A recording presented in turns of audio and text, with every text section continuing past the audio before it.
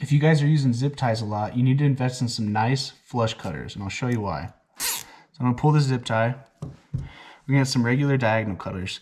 And as you can see on this face, on this side here, they're actually cut at a bevel here, and they're actually a little more flat on the inside. Here's what happens when you go to cut a zip tie though, is you go all the way down, clip them, and you still have that edge sticking up. And what happens is when this is down in a vehicle holding some wires or something like that, you stick your arm down there, that thing just scratches you really bad and it hurts. I mean, everyone that's worked on cars here knows how bad that can hurt. So I'm gonna show you why you should invest in just some good old flush cutting pliers like this. They're like little diagonal cutters for plastic and soft wire only. These ones are Icons from Harbor Freight. Love them, pretty cheap, you know, compared to buying a Snap-on or something like that. But we pull a zip tie like this and we take our flush cutters and let me get a better video here. Go all the way down and clip. There is nothing.